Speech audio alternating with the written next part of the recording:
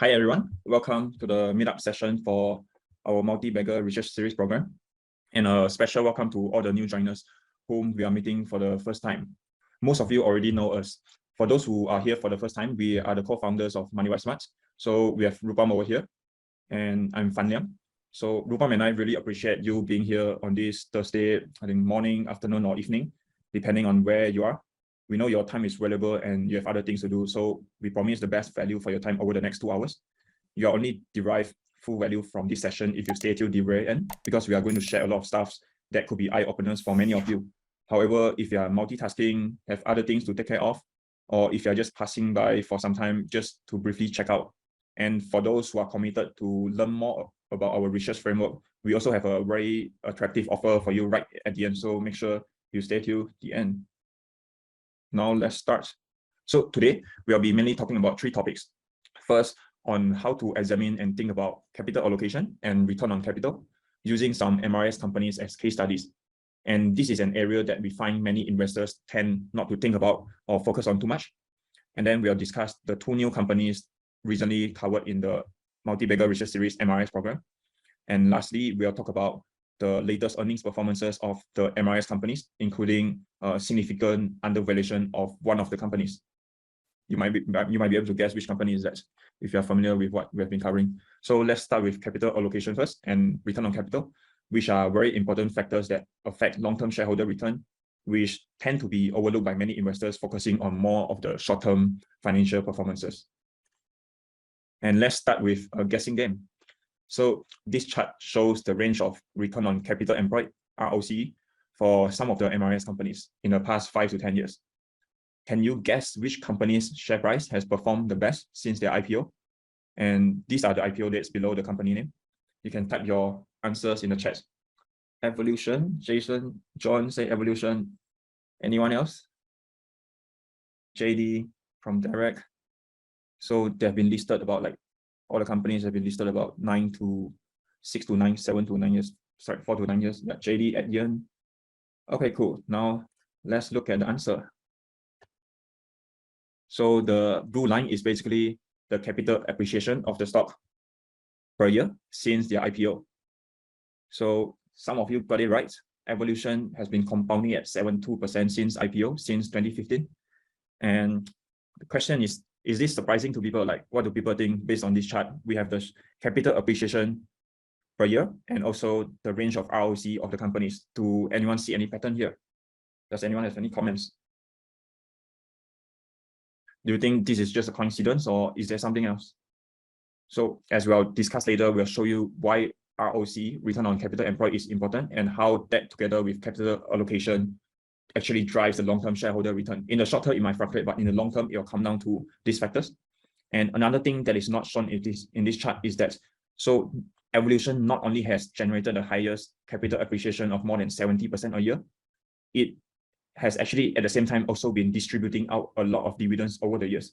So the total shareholder return is not just the 72% because the shareholders also get dividends that they can reinvest over the years.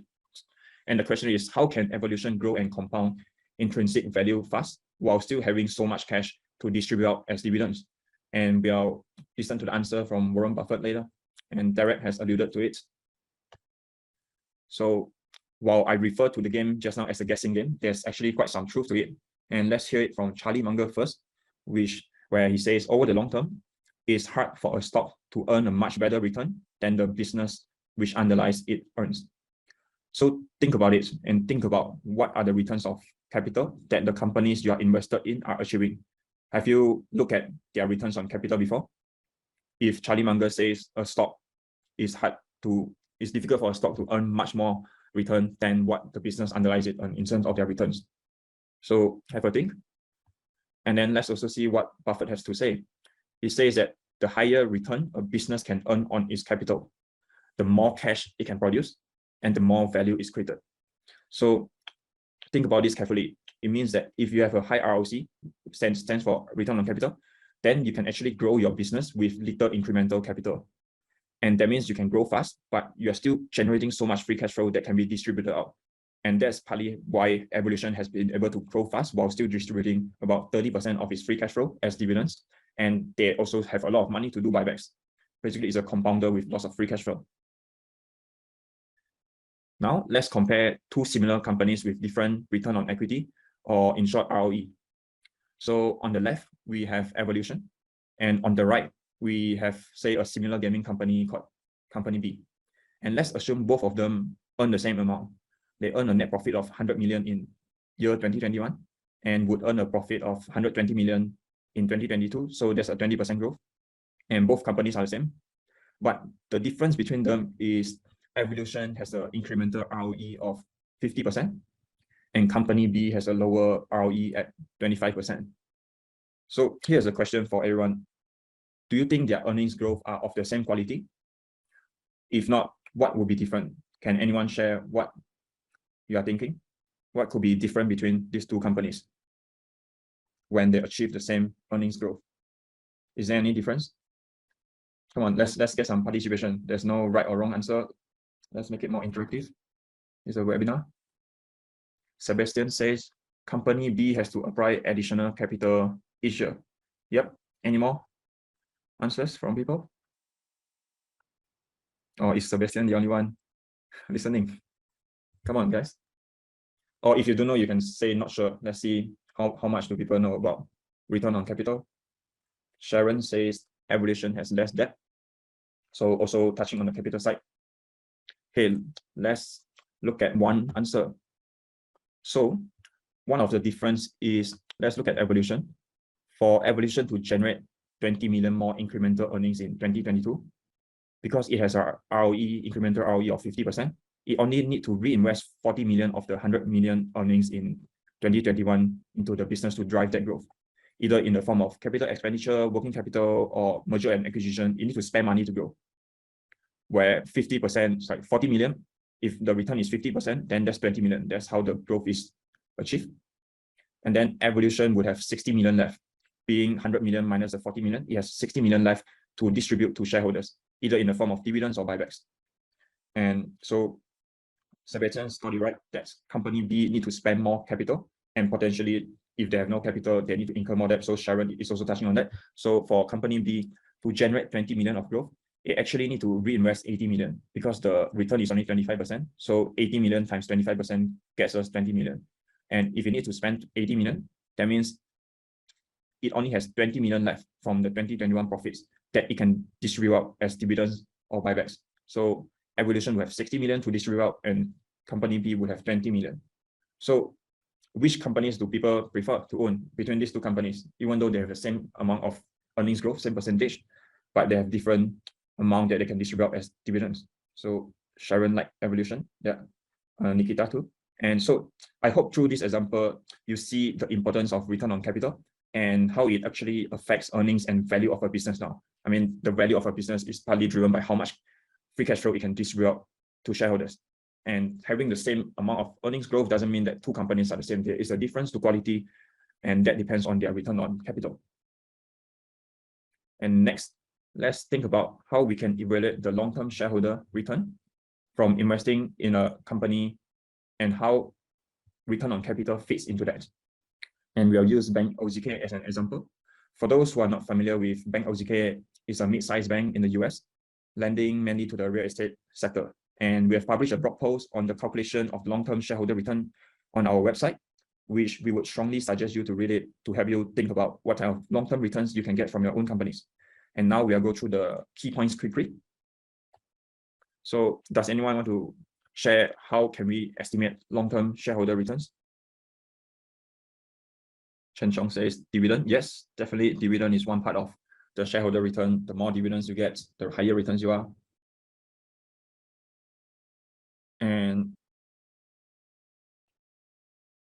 ROIC, that stands for return on incremental invested capital. Annual compounded growth rate in intrinsic value, growth in tangible book value, share buyback, CAGR, ROC times reinvestment rate.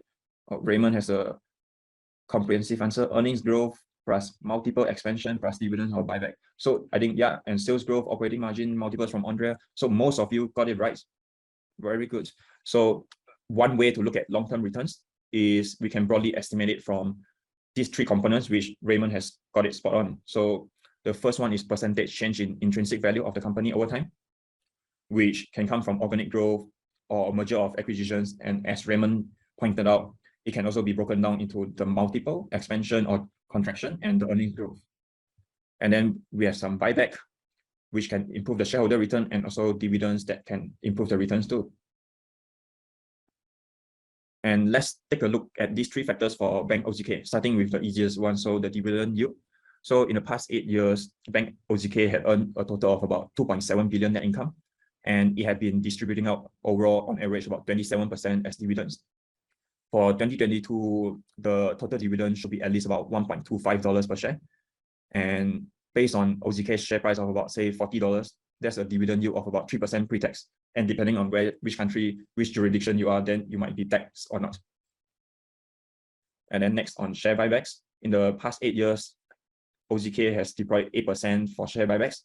And it only really started being more open to and actually doing more major buybacks in 2021 and also 2022. If we assume that in the long run, Bank OZK spends about, say, 10% of its net income on buybacks, and if it manages to buy back its shares when the shares are trading at 10 times multiple PE, then it could buy back 1% of its shares, paying 10% just divided by 10. And this would translate to a slightly higher buyback yield of 1.01% based on the math shown here. So 10% spent on buybacks, if we assume that 30% goes to dividends, then we have 60% left that OZK would reinvest into its business. And for simplicity, let's assume that Bank OZK would mainly grow its business organically and not make any major acquisitions, or even if it achieves similar returns on capital. Then to grow its organic business well, OZK would have to deploy its capital, lending them out to grow its loan book and achieve a high net interest margin on them, and also maintain a low operating expenses or efficiency ratio. On the return on capital, on return on equity, OZK had mainly achieved a return on equity of in the teens of up to 17%. And if we assume that OZK would reinvest 60% of the earnings into the business, and on those reinvestment, it achieved a return on capital of about 12 to 17%, then the earnings growth will be the multiplication of these two, which gets us 7 to 10% earnings growth. And Raymond talked about multiple. So if we assume that OZK trades at the same multiple, that is worth the same multiple over time, then the intrinsic value growth will be similar to this earnings growth. And now we can put these three things together. So based on our assumptions that if OZK spends 30% on dividend, 10% on buybacks, and 60% on reinvestment, then the total shareholder return would be around 14% a year, where we add 3% dividend yield, and then add it to the percentage increase in intrinsic value, which can be calculated as 1 plus 10.2% earnings growth. And then we multiply it by 1 plus 1.01% buyback yield, since the share count is now reduced, and then we minus 1, and that gets us 14.3%. And that's how roughly we can estimate the long-term shareholder return from investing in a business. And on the buyback front, there's something to take note where the impact of the buyback yield actually compounds with earnings growth. So here we will show this compounding effect using an illustrative set of numbers, which is different from the numbers for Bank OZK just now, just for simplicity. So for example, if a company has 0% dividend yield, then the return will come everything from the percentage increase in intrinsic value. And here we have a 10% earnings growth and a 3% buyback yield, which gives us 13.3% shareholder return, assuming the multiple stays the same. So when the earnings growth is 10%, the 3% buyback yield actually increases the shareholder return by 3.3% instead of 3%, because over here is a multiplication.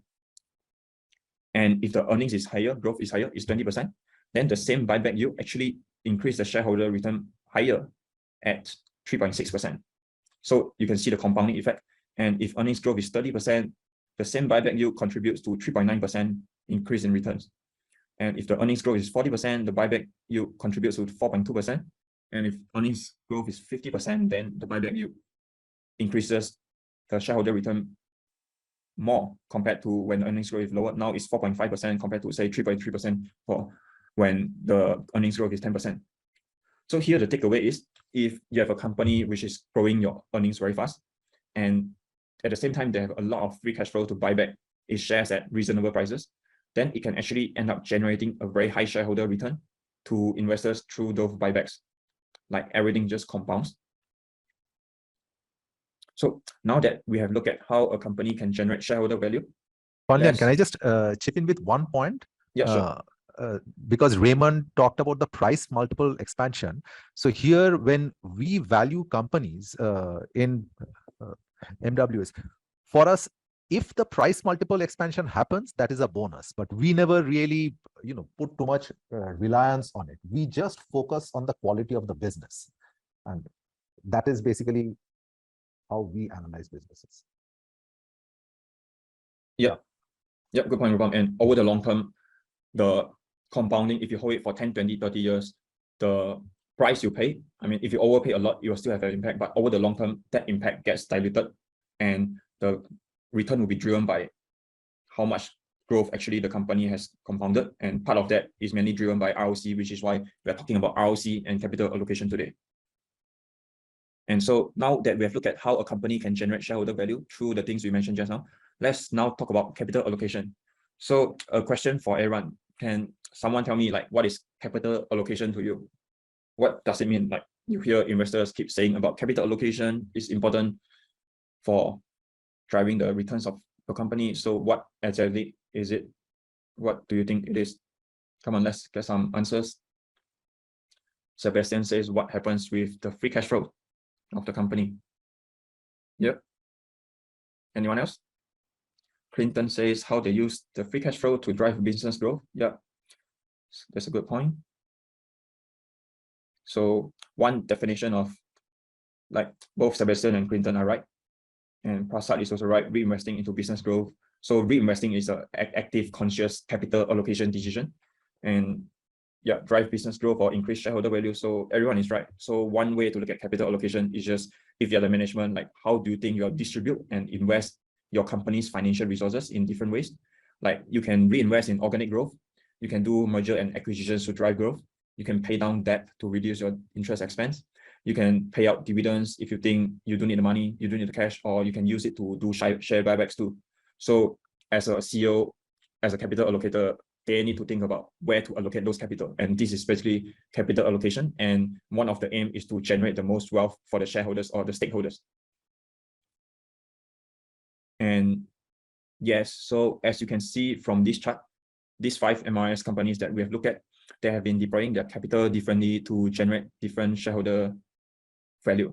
And as investors, we can evaluate their capital allocation into the different boxes of use and the returns of capital in each of those boxes, and also see whether capital has been allocated to boxes that are pulling down the overall shareholder returns. And later on, we'll talk about a case study where we look at the returns from the capital allocated to the different boxes by the company. And now let's quickly look at the capital allocation of these companies in the past 5 to 10 years. These show the percentages of where they allocate those capital to. And what do you think of the capital allocation of these companies? Is there any company that stood out? Which one do you think allocate capital well or bad based on what you know about this company? Feel free to share your thoughts in the chat. And we'll start talking about Adyen. So for Adyen, it has been generating quite some free cash flow. And I see Sebastian say he doesn't really like the capital allocation of Adyen. So here's our comment. So Adyen has not been distributing out any capital as dividends or buybacks, and it has just been retaining the capital as mainly cash. And its business is quite capital light, so it actually doesn't need that much cash. So it seems like it's holding too much cash, likely for conservative purposes. However, despite their capital base being increased by the amount of cash, it still managed to grow its ROC to more than 30%, mainly by increasing its operating profit margin through operating leverage. So that's a good point on that side. And that helps to lead it to compound its value well. And going forward, we would like to see from Adyen how it actually deploys those cash, whether it distributes it out or do it with something else as that amount grows larger.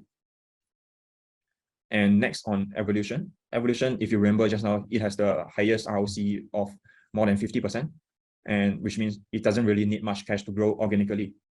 And the good thing for this company is that it has been distributing out those excess cash, mainly as dividends, so like 30% here, and also as some as share buybacks, about 13%. And although we would appreciate it doing more buybacks than dividends, at least it's distributing the capital out and returning value to shareholders. and not hoarding them. And remember that it manages to do so while still growing fast. It's not that it's growing slow, Evolution is growing super fast. And that's because it has a high ROC, which is why high ROC is so important. And that is what makes Evolution different from some other companies with lower ROC. And another point to note for us investors is that how much returns we earn as investors depend not just on the return on capital retained by the company, not just about the operating business. So for example, for Evolution, in the past few years, it has retained only 34% of free cash flows earned in its organic business. And a larger chunk, 66%, is actually deployed to somewhere else.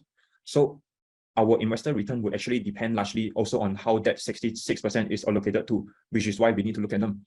And quite some investors tend to just evaluate the return part. They just focus on the operating business, which could actually give a wrong picture of the overall shareholder return.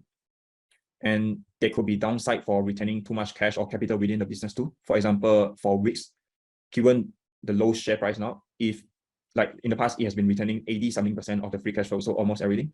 But if it has been able to allocate more to buybacks and good prices, then the overall shareholder return could have been much better than just from the operating business. Now let's come back to JD. For JD, as we have mentioned multiple times in our MRS research, its capital allocation has not been the best.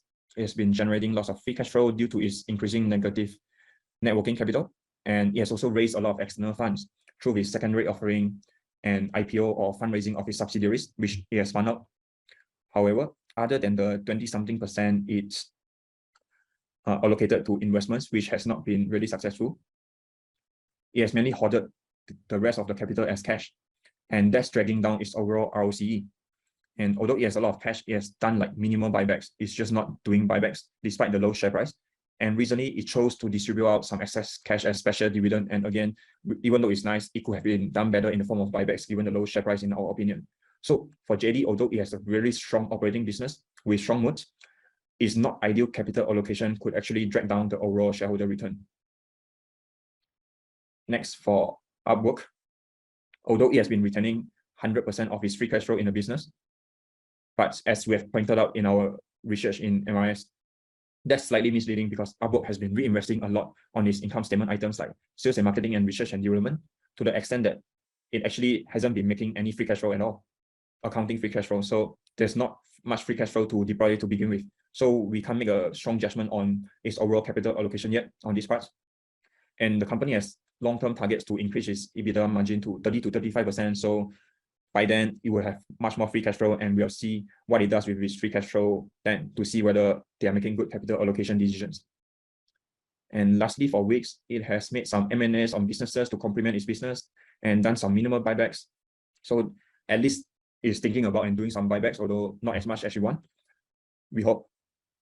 But however, as we have discussed in our last MRS meetup, recently it decided to deploy a lot of capital of more than $500 million over the next few years to its new headquarter office, which might not be the best thing to do given that some of the capital could have been better allocated to buybacks to generate much more value. But it can't do it now because it will be short on cash. And recently it decided to streamline its cost so it will improve its profitability and free cash flow generation, and we'll see what they do with the cash once they get more in. And also, just on an interesting point, Wix is a company based in Israel. And one thing about it is that to do buybacks or extend the buyback program in Israel, it actually has to seek the court approval from the Israeli court, which could take a few months. So fundamentally, that just already put Wix in an disadvantageous position compared to other companies to increase shareholder value by buying back shares at opportune times. So that's all on this part.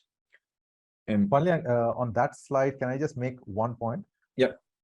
Now, as Buffett reminds us that if a company is retaining $1, then it should ensure that that dollar is getting converted into more than $1 of market value. Otherwise, the business is destroying shareholder value. Now, the light blue bars for these different companies, they have very different connotations here. RDN retaining 100% of their free cash flow, just their return on capital completely justifies it, because in spite of retaining 100%, it has a very high ROC, as Fan Liang has showed in the earlier slide, which is almost 40%, around 30% of ROC. Whereas For Wix, that is definitely not the case. Wix is retaining such a high percentage of capital because it doesn't have a choice. So the connotations are very, very different for the different companies that are retaining the capital, and that is a very important consideration that we have to keep in mind. Yep, good point, Rupam. And I just saw KM's comment saying, could the retain percentage due to the capital required for the company to sustain certain growth rate? Yeah, that's absolutely right. So that's why return on capital employed matters, where if your ROC is higher, then to drive a certain percentage of growth, you actually need less capital than another company achieving the same growth. So ROC is a very important factor differentiating between companies that can grow with different capital requirement. And so let's come to this slide. So another point we would like to highlight is that for companies to deploy capital, then of course they first have to have excess capital or free cash flow to start with. And you can see here there are companies that, and think about your companies in your portfolio too. There are companies that grow fast but have low free cash flow margin. But there are also companies that are growing reasonably fast but still generating high free cash flow margin already. And here you can see how different they can be for these 5 companies, where Adyen and Evolution, they are growing pretty fast, but they are generating lots of free cash flow. And actually JD too. But the percentage here is low because JD's revenue is accounted for as gross revenue level, which are very high, so that pushes the margin percentage down. And for Upwork and Wix, they actually currently have quite low free cash flow margin, as they are reinvesting a lot of profits or cash into income statement expenses like sales and marketing and R&D. And that's not to say that Upwork and Wix are not good businesses. They could very well end up achieving high free cash flow margin in the future when they stop reinvesting so much and they get more scale. But currently, based on how it is, they are disadvantaged compared to, say, Adyen and Evolution, in the sense that because they don't have much cash, they might need to cut costs or slow down growth during tough times, like the recent times you see Shopify, fewer weeks, firing employees in recent months. And some of the companies might even have to raise capital at high rates if needed during tough times if they don't have much free cash flow. And also they have less flexibility to deploy capital to the highest return opportunities. Example, like doing buybacks when their share price is down, or if there are other companies available at good deals in the market, they could acquire them. And it remains to be seen whether like these companies with lower free cash flow margin now, whether can they execute well to achieve what they are targeting of a high free cash flow margin in the future, which should also depend on the strength of moat they can achieve. So you have companies with already strong free cash flow margin and companies with low free cash flow margin now. Which one do people prefer? Let's see whether do people have a preference, whether you like something that already has high free cash flow margin, or some companies that has low margins now but reinvesting a lot, potentially in the future they might be able to achieve a high free cash flow margin. So type now if you prefer companies with high free cash flow margin now, or type future if you prefer the ones who will achieve it later on. Depends on valuation. PH like now, Andre like now, Chen Chong like now, everyone likes the fruit now. Anyone likes future? That Romanov like future. Depends. Is the company investing in sales and marketing and R&D that will drive value later? Yeah. So, and that comes with different levels of uncertainties too, which investors have to evaluate. So all the answers are good. It depends on your preference. And also just as an exercise, think about the companies in your portfolio. Do they have high or low free cash flow margin now? And based on your preference, are they the type of companies you want to own in your portfolio? And on the strength of cash flow points, here's a snapshot of what some companies are doing in the market right now, where you see some companies firing people in the last few months, like Shopify laid off 1,000 people or 10%, Fever laid off 8%, Wix had to drop its employee count by 2%, where they don't replace as much the natural attrition. But at the same time, you see companies actually accelerating their hiring because they have the money, they have the runway, they know now is the best time to keep pushing forward, to hire, to continue to grow fast. And if think about it, if you fire people now, and next time when you are ready to grow again, and then you need to retrain them, then that might not be the best to fire people unless really needed. And just having this strong free cash flow generation in good and bad times gives companies more flexibility to deploy capital to the highest return opportunities at different times, and also more resilience during tough times. And on the previous point on companies with low current free cash flow or ROC, here are some points made by the other investors to think about. So James Bullock says that a long history of high returns is on average a strong indication of an exceptional durable business model. And Chuck Aker says that most enable companies to earn higher returns on capital than average. And Nick Sleep owns companies that have return on capital that is over twice that of competing businesses. So this is another reason why high return on capital is important, especially if the company already has a long track record of achieving that, because that could indicate that the moods are already strong there, which will be crucial for a company to become strong in the long term, regardless of economic cycles. And on the flip side, a lack of high return on capital now doesn't necessarily mean that the company does not have a mood, just that there could be more uncertainties, or that is an emerging mood that the company is still building up. And that's on capital allocation. And we hope that part has made you understood the importance of capital allocation and thought more about it. The key message is that as an investor, it would be good for us to evaluate whether the capital allocation of your companies is good, as it will determine the long-term shareholder return. For example, think about whether the company has been allocating capital well or not, whether it has been holding cash or distributing them out in the best form, whether the company actively communicates about its capital allocation decisions and actually doing buybacks if they are good, whether the companies have high ROC now or in the future, and whether they have free cash flow generation power for flexibility and resilience. And now we'll talk about an example of good capital allocation. So this company is Prosus, and for those of you who don't know, it's a Dutch investment firm which owns a large chunk of Tencent since many years ago, together with many other venture or technology companies. And one of the most important updates from the latest Prosus earnings was a capital allocation decision made by the management, which could have a huge impact on shareholder value, where Prosus and its parent company, Naspers, announced the start of an open-ended multi-year share repurchase program of their shares, and they would fund it by regularly selling small numbers of Tencent shares. And does anyone know about this program or understand the economics of this program? If you have any comments, feel free to put it in the chat. And if you're not aware, it's fine. Now we'll show you the math and economics, so that in the future, if you see similar programs done by other companies, you'll be able to understand what's going on and how does it actually improve shareholder value.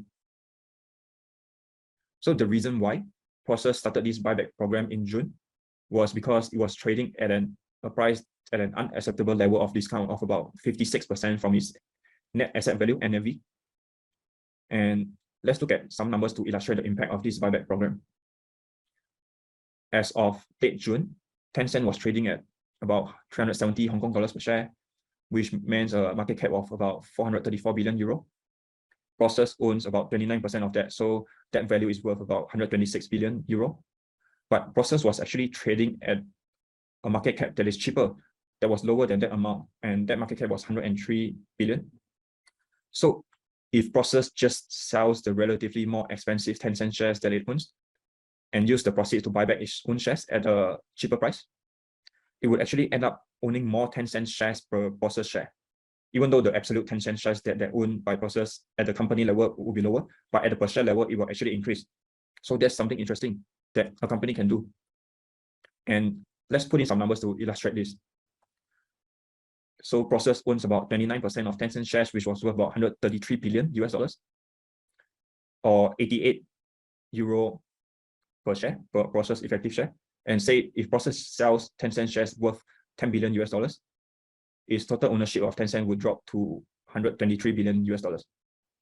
And now that it has this 10 billion sales proceed, it can use that money to buy back its shares. And it can buy back about 190 million shares, so to reduce its share count by about 13%. And with a lower share count, then the value of Tencent shares owned by each Prosus effective share would actually increase to 94 euro per share, compared to the 88 euro before that. So this is almost like a 7% increase. And Prosus doesn't need to do anything else. What it does is just buy and sell. And then this would happen, that it adds value to shareholder.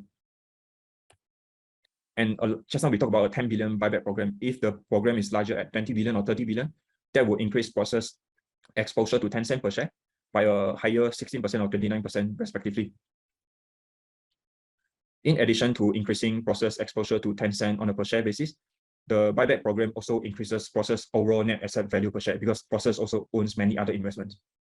And using the same 10 billion buyback example, if Prosus sells 10 billion of its stakes in Tencent, use it to repurchase its shares, then its total NAV would decrease by 10 billion here, from 169 billion to 159 billion.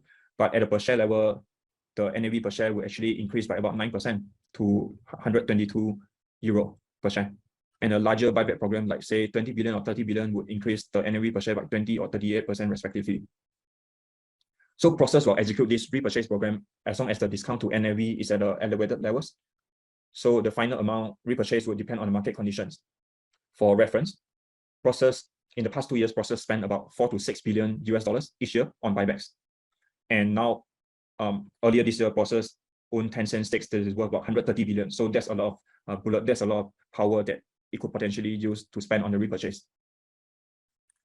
And since late June this year, Prosus has been doing this buyback program every week. And until now, until last week, it has spent about $3.5 billion on repurchases in less than 3 months. This is about, just now we talked about a 10 billion buyback program in our calculation. So 3.5 billion is about 35%. So Prosus has been making good progress to improve the shareholder value through this buyback program. And there are quite some numbers here. And for those who are more interested in more details on this buyback program, we discuss it on our website blog. So if you are keen to know more, you can go there and look at the calculations or the details. So based on what we have presented so far, do you think capital allocation is something really important for us as investors to look at?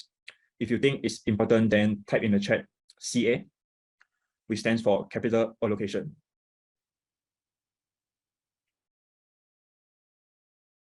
Yeah, so we see some CS. Yeah, it's really one of the most important topics to look at. And so that's why we would strongly suggest you to do the capital allocation exercise for your own companies too, to see how they've been allocating capital to drive your shareholder return. And for our MRS subscribers, we have done the analysis for you. If you haven't noticed, we have already put up quite several videos on different companies' capital allocation. And this requires us not just reading one annual report, but going over reports many years in the past. And we have already done it for you, so you can just consume it on Teachable. And we plan to do it for all the MRS companies too. Cool. So that's the first part on capital allocation. Rupam, shall I move on to the next topic? Or yeah, just one point I wanted to make here. Now, most retail investors, they, as I think Fan Liang also talked about this, they mainly focus on the operating business because probably they just look at the financial statements and they look at growth. Whereas what most retail investors don't realize is that over time, how a business is allocating capital, it plays a far greater role than how the operating business is performing.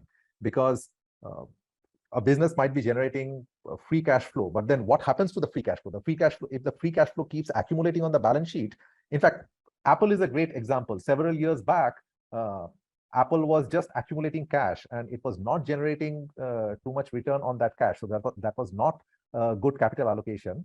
But subsequently, they started heavily buying back and they started issuing a dividend. And we recently saw that Apple's yield on the buyback has been phenomenal, has been over 30%. So again, that is directly correlated with the kind of return on capital employed for a particular business. So coming back, I think as we get more experienced as investors, this is where our focus should be. That how is the business allocating capital? Now, unfortunately, most retail investors, they just look at top line growth. Whereas I hope you have realized from Fan Liang's presentation that top line growth is just a derivative figure. I mean, two businesses can have exactly the same top line growth, but they can have very different quality. Like some of the examples that a business can just, keep adding capital to generate top line growth, but that doesn't mean anything. The long-term return finally boils down to the return on capital employed that a business will generate. Yeah, over to you, Fan. Yep, that's a good point, Rupam. So just to add on a bit on top, Rupam mentioned, once a company gets free cash flow, what does it do with it? So when valuing companies, some of you might be using DCF or are familiar with it. And basically you are discounting all the free cash flow in the future back to present value. And I mean, the free cash flow is there, but what the company does with it will actually affect your return. That's why it's important to not just look at how much free cash flow is generating but also what the management has been doing with it, what they're saying they're going to do with it, whether they will actually do it and have been doing it, have a track record of good capital allocation. So now let's look at the 2 new companies that we have recently released in the MRS program. And here we'll have one case study where just now we say we'll be looking at the returns on capital achieved by a company from allocating capital into different boxes, like different type of users of the capital.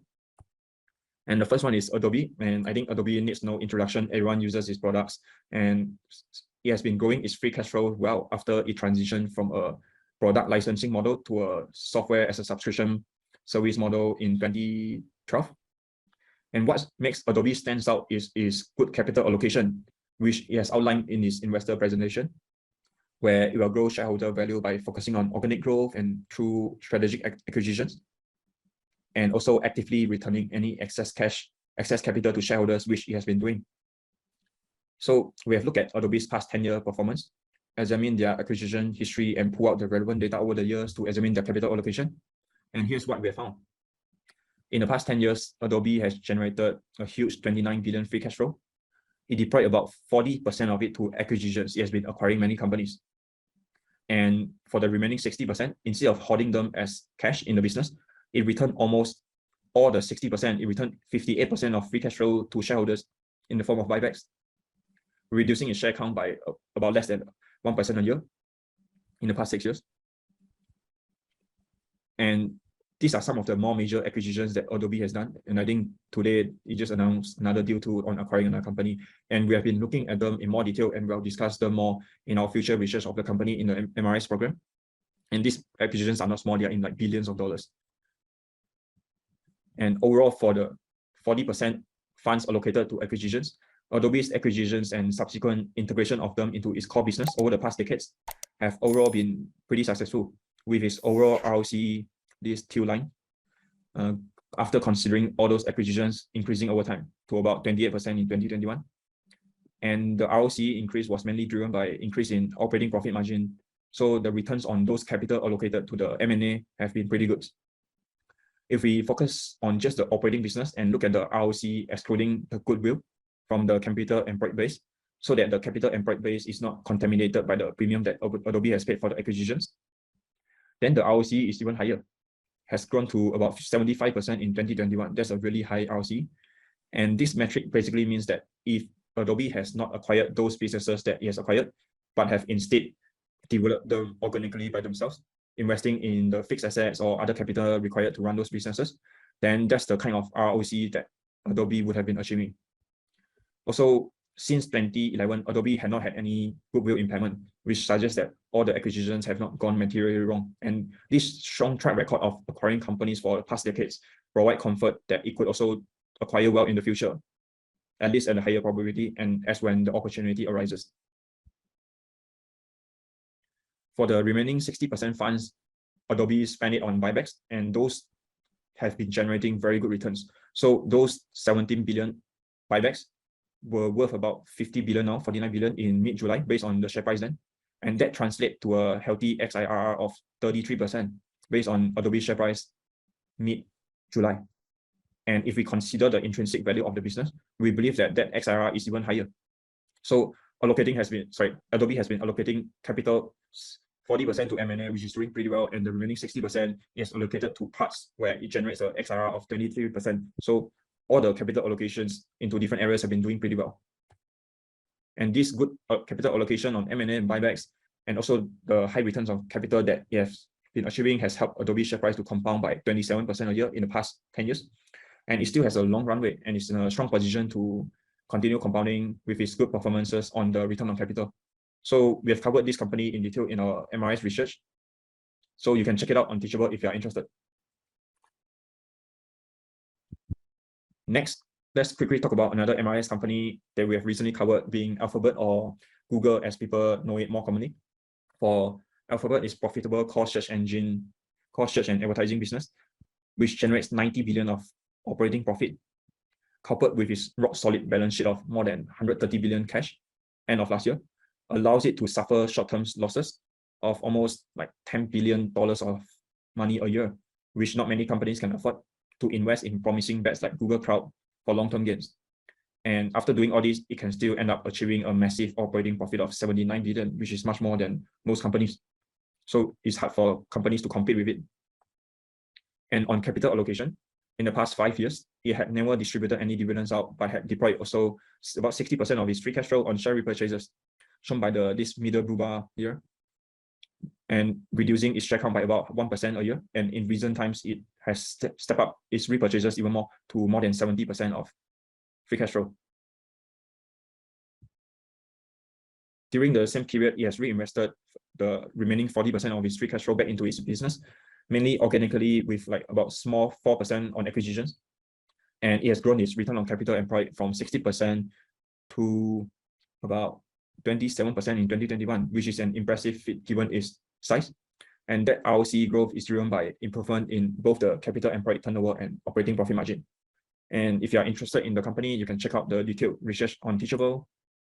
And that's the two companies. And so we have seen both Adobe and Alphabet have been spending lots of money on buybacks, reducing share count by about 1% in the past 5 to 10 years from their free cash flow. And recently we discovered another company with strong moats that has been doing lots of buybacks and have managed to reduce its share count by about 5% a year in the last 6 years while still growing fast. So we will release the research of this company soon, so you can look forward to it in the MRI's program. Okay, now coming to the next topic on the latest developments or earnings of the MRI's companies. So overall, all the detailed updates are on Teachable, so you can go through them on the details if you want. And here we'll just go through them quickly. Let's start with StoneCo. And StoneCo, for those of you who are not familiar, is a payments or fintech company in Brazil. In the latest quarter, so 2022 second quarter, StoneCo continued to make good progress in its repricing efforts to catch up with the increased funding costs for its prepayment business due to the rising interest rates, with its revenue growing significantly by about 276%, or on a more like-to-like basis is about 83% year-over-year growth, and that's excluding the credit business and pro forma for Links, which it acquired last year. In the latest quarter, for the payments client base, it has surpassed 2 million clients, which was a 98% growth year-over-year, or about 10% quarter-over-quarter. And for the new client adds, that number has dropped to 168,000 in the first quarter this year, after StoneCo started repricing its lending solutions to catch up with the increased funding costs. But that number, net add, had increased back to 196,000 in the latest quarter, which is even higher than a year ago by 4%. So that's a good thing that they are increasing their price, but they are not losing much clients. They are still attracting quite some clients. Profitability-wise, StoneCo has also seen improvement in profitably in both its segments. So starting with the financial services segment, which is a big part on revenue, the adjusted PBT, profit before tax margin, has increased to 4% from negative 36% last year due to the credit hit and stuff, and or like 4% a quarter ago. And that margin improvement was mainly explained by StoneCo's continuous efforts in adjusting its pricing policy, in addition to efficiency gains in its cost of service and admin expenses, as well as more normalized level of marketing expenses. For the software segment, the adjusted EBITDA margin has increased to 15%, quite a significant improvement from 9% a year ago or 12% a quarter ago. And management expects that they can increase this further to 20% by end of this year. So overall, we should see improving overall profitability coming from both improvement in the financial services segment, which would be helped by the continuous repricing initiatives and operating leverage. And also on the software segment side, that would be helped by improving efficiencies and operating leverage from their scale and cross-selling of the different softwares that they have been developing and acquiring. In addition, something that is worth noting for StoneCo is that their new business stream on the banking side. Since it began operations in 2019, the number of active digital banking accounts has grown significantly, now to about 500,000 accounts, which was an increase of 55% year-over-year. And there's a 25% penetration rate among their payments clients. And as the banking clients use more and more of the banking related services, like using the debit cards for payments, making online transactions, and taking up insurance products, or they deposit more money inside their bank accounts, then the average revenue per active client actually had grown over time from 13 Brazilian real per month to 39 Brazilian real per month in the latest quarter. And if we do some math and think about how big is this business, 500,000 clients, each spending 39 Brazilian real per month, which is a small amount, and then multiply it by 12 months, that gets us about 250 million Brazilian real banking revenue. And that 250 million Brazilian real revenue is about 3% of total revenue for StoneCo now. But because this banking revenue would have high margins, if we compare to the profits in 2019 and 2020, that amount is actually almost 30% of StoneCo's profits. And as StoneCo continues to grow their number of clients, banking clients, by either growing the total number of payments clients or increasing the existing penetration rate among the existing clients, and also as the average revenue per client increases from either increasing adoptions of solutions by the clients, or as the float revenue increases due to people depositing more deposit in their balance, and also due to the rising interest rates in Brazil, then this total revenue or profit contribution from the banking business could become quite material soon. And that business has been growing fast, is growing fast, and has long runway particularly given the low 25% penetration rate now. And now let's talk about StoneCo's valuation and also how its repricing would have an impact on its valuation. So as of now, StoneCo's market cap is about 14 billion Brazilian real. And in the latest quarter, the net profit is about 38 million Brazilian real. If we analyze that, that's about 150 million. So compared to the 14 billion market cap, this is about 90 times PE. So a question for everyone, like based on this and your understanding of the business, do you think, is this expensive? Is this reasonably valued? Is it cheap? Or are you not sure? What are people's thoughts? I know just now, Sebastian has mentioned before that he thinks it's very cheap. I forgot what's the term that he used. Anyone else? Any comments, any thoughts? So Sebastian, I've taken the latest quarter one and analyzed it. So I've multiplied it by 4. So it's sort of like you can use like trailing 12 months or whatever. This is an annual amount, and Chico says it's cheap. Sandeep says it's cheap on price to book. Cool. So let's look at what we think it is. We have done some exercises. So there are quite some numbers here in this side. I'll go through them at a high level, and for more details, you can look it up on Teachable. So this table shows what StoneCo has been achieving for its gross profit margin for the prepayment or credit business, and also the gross profit spread in recent times, noting that these calculations are quite rough and approximations. So StoneCo's gross profit margin in the last 3 quarters, after it got affected by the increasing interest rate and it started repricing, this GPM was around 24 to 35%.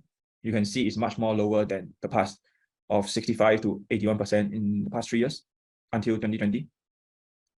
And for the gross profit spread, that spread used to be about 16 to 25% in 2018 to 2020. And it has dropped to low to mid single digit, like completely just got shattered since the rate hike in Brazil, and then they haven't repriced it, but now they're trying to reprice now. So if you assume that after its repricing efforts have fully caught up, if the spread just goes back to say around 10%, they used to be able to do it at 20-something%. If we just assume it goes back to 10%, then its gross profit would have been, for the prepayment business in Q2, would have been about 1 billion Brazilian real based on these calculations here, which means it's 756 million higher than the actual 305 million achieved in Q2 in Brazilian real terms. And if we normalize this, its profit before tax would increase from 44 million to 800 million a quarter, and which is a PBT margin of about 35%. If we analyze that, that's about 3 billion a year before tax. And compared with the market cap of 14 billion that we talked about just now, there's a PE of before tax of about 4.4 times, or after tax, say, call it about 5 times, for a business that grew its revenue by more than 80% in the latest quarter and has been growing revenue like almost more than 50% consistently for the past few years. So what do people think? Like, does it change whether it looks expensive, reasonably valued, or cheap compared to just now, the optical PE? And however, there are also some changes in the management team for StoneCo, including the departure of the CFO, Marcelo, who left after 5 years of building out the finance functions and helping StoneCo to execute its IPO with no reasons given. And he will be replaced by one of the chairman of audit committee, Silvio, who will be stepping down to act as an interim CFO. And we'll have to see in the end who becomes StoneCo CFO and whether would they allocate their capital well in the future with the new CFO. And one good thing is, if you look at Glassdoor on the company ratings, comparing between early 2020 and earlier this year, the ratings hasn't changed much and it's still good. So that's at least good to know. Okay, next, let's talk about Shopify and Wix. Starting with Shopify, I think yep.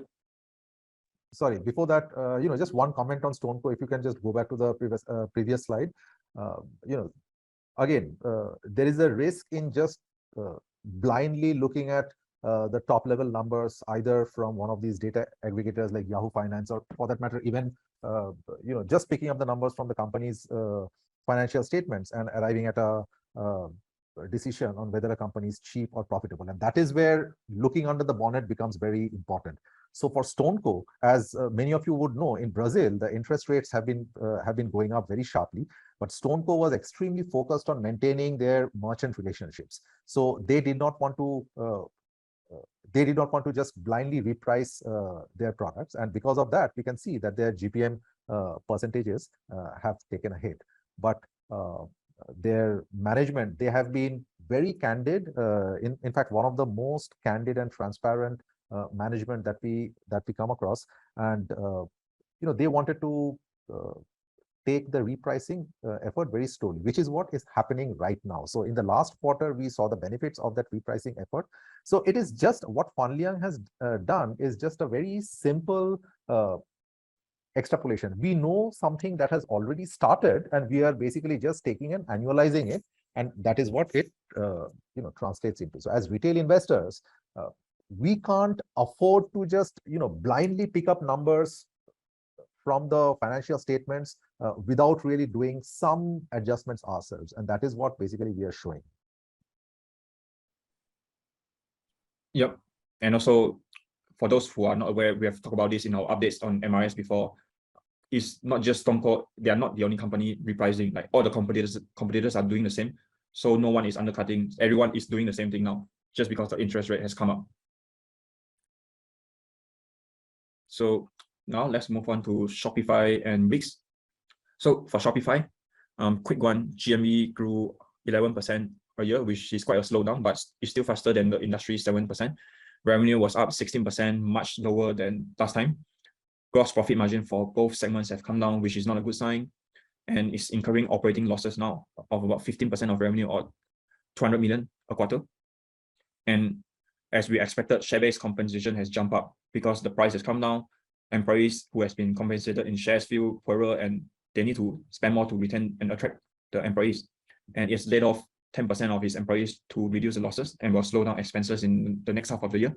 And on capital allocation, it continues to allocate quite a lot of capital on the SFN Shopify fulfillment network, recently acquiring Deliver for 2 billion. And as we have mentioned in our research, MIS research, that there's strong competition from Amazon's Buy with Prime. So maybe Shopify could succeed in that initiative, but there's just quite some uncertainties over there, and the capital are being allocated to areas that are quite uncertain now. But on the operating business side, it's still a very strong, good operating business. So we'll continue to monitor Shopify. And then for Wix, which is a competitor, revenue grew 9%, which is the same as the peers like Squarespace and GoDaddy, and everyone slowed down due to the industry slowdown. OPEX grew less at 7% because it had already started slowing down its sales and marketing due to a lower TROI, the time to return on marketing investments that we've been talking about, the metric. So for the first, for operating cash flow and free cash flow, Wix has been generating free cash flow every year. And this was the first time in this year, in the first half of the year, that they started generating negative operating cash flow and free cash flow. So it has started to cut down costs too, with a plan to save 150 million a year, which is about 12% of revenue. So that will help to increase back its profitability. And it still thinks that it's going to hit its free cash flow target margin in its 3-year plan, so hitting about 10 to 20% margin by 2025. And for competitors, Squarespace and GoDaddy, they are already achieving 19 and 23% free cash flow margin. So Wix target doesn't look too unreasonable. And another good point worth mentioning is Wix has just recently increased its prices for its product subscription by about 18 to 36%. And the competitors are also doing the same. And even though it's like a big percentage for the companies, but for the merchants, it's only like an increase of $1 to $9 per month. So not a big expense. And considering like they need those websites to sell products or services offered by those businesses. But on capital allocation side, as we have mentioned, is not ideal. So after reserving cash for its huge lease commitment for the new HQ, Wix doesn't really have much cash left to do any buybacks, which is not ideal when the competitors have been taking advantage of the current low share price to buy back quite a lot of shares. And here, I think, Rupam, you have some comments on Wix that you want to comment on. Yeah, in fact, let us just spend some time on this particular slide. Now, the last few years, when many of these growth companies have been growing, the share prices have been shooting through the roof. I think many novice investors, they kind of fell prey to this phenomenon. And I have to raise my hands because we have in the past covered Wix, and I mean, as I recently sent out a mailer, and I have publicly accepted the fact that we have been wrong in our research. I think that in fact Fanliang is far too nice, but this is my sense of Wix. Whenever you attend investor day and you hear the management trying too hard to convince investors, that there is a problem. And to me, Wix is that. I'm not commenting on the operating business. Both Wix and Shopify, they're great operating business. They're trying to do great things. They're all good. But let us look at the capital allocation issues, and one by one. Number one, Wix has the absolute highest share-based compensation in the industry, far higher than any of the other companies, which is not good. And this is something which I have actually been pointing out to Fanliang even before this year's share price crashes, that if there is a share price correction, then their share-based compensation expenses will become even higher, because it will become very difficult to retain the employees, right? These, if the employees are good employees, and if majority of their compensation is from the stock options, and if the value of the stock options, it almost goes to zero, so they would want to be compensated. Otherwise, they would. And in Israel, frankly, finding entrepreneurial businesses to work for is not a problem at all. I mean, Israel is a hotbed for entrepreneurship. So their share-based compensation, one major red flag that we noticed. Their capital allocation, I think, Fanliang should get a medal for being the nicest person to say that not ideal capital allocation. I think Wix, on the capital allocation, they get a F minus. That is, I know there are some well-known investors like RV Capital's Rob Vinal, and I think Jack Dorsey also. Sorry, is it Pat Dorsey? Sorry, the brother, who are investors in Wix. Shame on them for missing out the capital allocation issue. Now, here is the thing. If you look at Wix's year 2000 annual report, deep hidden in page number some 124, in just one line, they talk of an off-balance sheet liability for the head office of some $163 million. Fast forward 1 year, again, in just that one line hidden deep inside some page number 124, magically that figure becomes 3x of that and becomes $500 million. So you are talking of a business with a balance sheet of $2 billion, which has a 25% off balance sheet liability. I think if Warren Buffett gets to know something like this, he probably would start running in the opposite direction. Now, can Wix turn out to be a good investment? Right now, it's not expensive. They have an interesting operating business. Yes, can.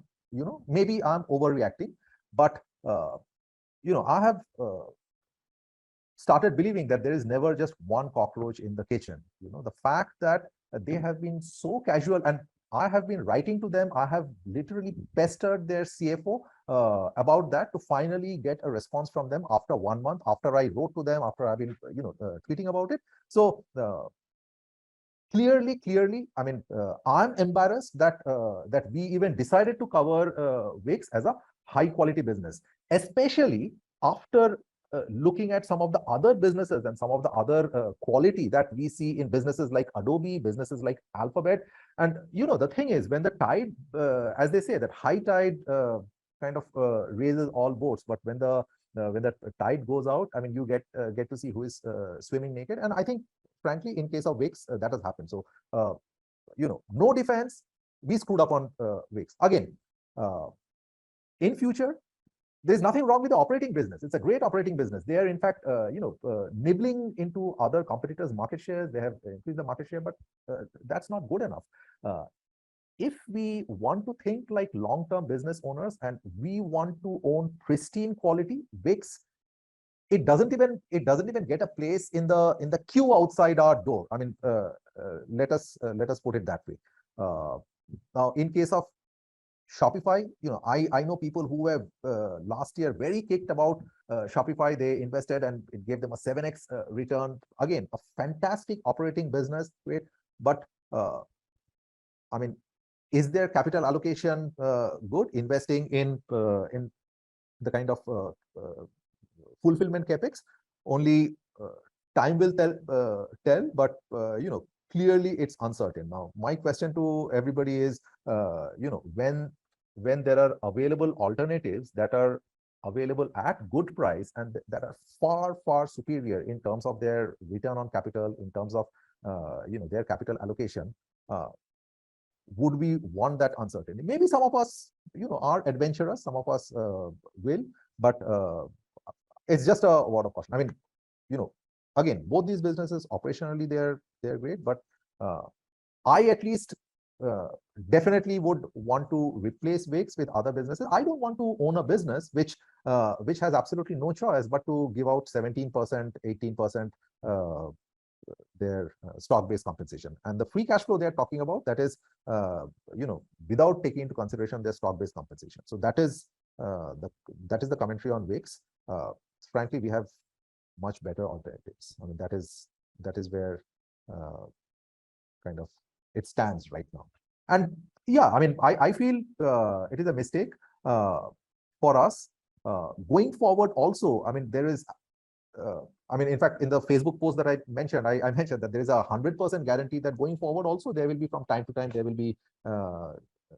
be mistakes. But the silver lining, the good point is, the way we think of long-term compounding, if we own a portfolio of let's say 10 businesses, and in a 10-year period, 4 or 5 of them can turn out to be duds, but even then, we can have a very satisfactory performance. Now, that doesn't mean that we would immediately want to rush for the doors. It does not mean we need to take knee-jerk reactions, but I just wanted to point out that in terms of comparison, at least we should now know what is quality and what is clearly not high quality. Is it speculative? Can it turn out to be great? Yeah, of course it is. But it does not tick our boxes of quality anymore by any stretch of imagination. Yep, good point, Shubham. And just a minor add-on for Shopify, for those who have been following our research, you would know also that on capital allocation, they haven't been doing much buybacks, even at low prices. So that's another comment about its capital allocation records, at least uncertainties with it. So see, at least one positive about Shopify is that when the share price was going through the roof, they were smart enough to raise a lot of capital. So Shopify has some cushion. Even if Shopify's capital allocation is not pristine, Shopify will probably get away because they raised capital with maybe with an intrinsic value of $300. They raised capital when their share price was $1,200 or $1,400 or whatever. So they have a chance of getting away. In case of Wix, I don't know, Panliyang, if you covered. So Wix, with its they have in the past done a little bit of share buybacks when the share price was 220, but right now their share price is at 60, 65, 70, and they don't have money to do share buybacks, even after getting an approval for a $500 million worth of share buyback. Plus, Wix, they have convertible notes which are due in the next few years, over $1 billion of convertible notes. And now at the current share price, they are obviously not going to convert, which means they have to refinance those notes. And with the interest rates going up, how is that going to look? So we are talking of refinancing about $1 billion, maybe it's slightly less than $1 billion right now, $1 billion at what? I mean, 5-6% interest rate. So we are talking of a straight hit, a cash hit of $50-60 million. So this is how we look under the bonnet, and this is something I think we just can't afford to ignore. And I at least feel good that I am being able to, change my mind. I noticed these issues with VIX, but for a fairly long period of time, I was kind of delusional. I did not want to accept. How come, then, Rob Vinal is still so gung-ho, but then realize that there is just no explanation to this. Overnight, if an off-balance sheet liability jumps 3x to 25% of the balance sheet, I'm sorry, I mean, that's not a company that I would like to have in my portfolio anymore. Yep, good point. So that's about Shopify and Wix. Now let's move on to the other MRS companies. So for the other MRS companies, overall, just at the high level picture, they mainly performed well and there were no surprises. So we'll go through them quite quickly. For Adyen, despite the uncertain economic conditions, it continued to perform well in the first half, growing its volume by 60%, net revenue by 37%, and EBITDA by 31%. So pretty good growth. When a lot of other companies are cutting down expenses and slowing down hiring, like Wix, or retrenching employees like Shopify and Fiverr, Adyen was actually accelerating their hiring, growing its employee count by 32% to 2,600 people. And that accelerated hiring has reduced its EBITDA margin and make it go down to 59%, which is still very high compared to 60-something% last year. But Adyen's focus is on the long term, so that's why they want to spend this money to prepare themselves for future growth. And this recent earnings during this tough economic environment actually highlighted the resilience and quality of Adyen's business, where over 80% of its growth still come from existing customers, and the existing customers have less than 1% volume churn. So the growth is mainly just driven by existing customers without Adyen doing too much. If we put this into context, Adyen grew its process volume by 60% in the first half of the year, and 80% of that is coming from 80% of the growth is coming from existing customers. So 60% times 80%, that means just from the existing customers without acquiring new customers, Adyen is growing its volume by 48%. And that just shows the quality and resilience of this business. And in addition, Adyen also is now riding on certain trends to drive its growth, like the prevalence of omni-channel among retail businesses, with its innovations in the point of sales, terminals and stuff, and also riding on the trends of platform businesses now offering more services to the end merchants, like banking as a service, where Adyen will be offering those services for those platforms. So that will pave a long-term future growth for Adyen in the long run. For Evolution, for those of you who follow would know that. Finally, just one comment I have to mention about Adyen, especially in the current inflationary environment. I think, while we don't want it to be sounding like a recommendation, but if you want to hedge yourself from inflation, businesses like Adyen, businesses like Stone are very effective ways of hedging. Imagine, they are processing payment volumes, and as the prices go up, their TPV goes up, so they end up making more revenue. So this is one thing which attracts them. Apart from the fact that this is a phenomenally run business with great culture, in the current inflationary environment, this can be an interesting way of hedging oneself. Yep, good point. And then for Evolution, if you have been following, it's always pretty good growth over the years. So revenue up 34%, and EBITDA and net profit both are up more than 35%. And on capital allocation, it generated free cash flow of about 160 million in that quarter. It used all of it, plus a bit more of its existing cash, to pay for the cash consideration for new acquisition. In the gaming industry, the company called No Limit, they spent 200 million. And then they also have to pay for dividends of about 300 million. So in the end, they currently didn't have too much cash left, less than 100 million. So they didn't do any buybacks. But in the future, when they have more cash, the management says that they'll think about it. For Upwork, got affected a bit by the industry slowdown too, but it still grew its number of clients by 11%, better than Fiverr's, the competitors, which grew at 6%. And on revenue front, Upwork grew 26%, almost double that of the competitor Fiverr, 13%. And Upwork is expecting client slowdown in the second half of the year due to the macroeconomic environment. And it's still targeting positive adjusted EBITDA from next year onwards, with a long-term goal of 30 to 35%. So that's good. And we'll see once whether if it hits that, and if it hits that, what does it do with the free cash flow then? Because so far, as we have mentioned earlier in the webinar, they haven't really been generating much free cash flow because they are reinvesting so much in the income statement. And we also have, from these latest earnings, we also have some comments on its ROCE and also its valuation, which you can look it up on the module on Teachable for the earnings update. For JD, a big slowdown in China, where China's GDP grew by less than 1% only in the latest quarter. And for number of customers, JD's customers grew by 9%, and JD's revenue grew by 5% only. However, it's still better than competitors. Like if you look at Alibaba, the overall revenue growth is flat, but for the China commerce segment, it's actually negative 1%. And VIP Shop actually saw a negative 17% growth. So JD was, in this light, JD is performing better. And due to the challenging environment, JD also is becoming more strategic in its investment and in marketing, so reducing the spend and also reducing the amount of money they threw in their new businesses to improve their profitability. On the one of the crown jewel, JD Logistics is still growing pretty well at about 20% revenue. And the external customers revenue grew even faster at 28%, and now they take up about 58% of the revenue. So they are selling more things to external customers than to JD parent itself now. So less reliant on the parent company, which is good. Profitability wise, JD Retail's operating profit margin was 3.4%, higher than last year's 2.6%, but slight decrease from 3.6% a quarter ago. And as a reminder, they were targeting mid to high single digit in the long term. And in our previous valuation, we used 5 to 9%. So now it's at 3.4%, not too far. On free cash flow, JD continued to earn lots of free cash flow, and its net cash has grown even larger now to 148 billion RMB. And during the quarter, it returned about 14 billion RMB of cash as special cash dividend. But like as we said, they have not been doing much buybacks, both in Q2 and also in Q1. And we don't really like this capital allocation behavior, because otherwise they could have improved the shareholder return by much more, even though they have a good operating business. On Tax Global, it performed better than guidance. So their previous guidance, so revenue was up 26%, pretty good in this environment.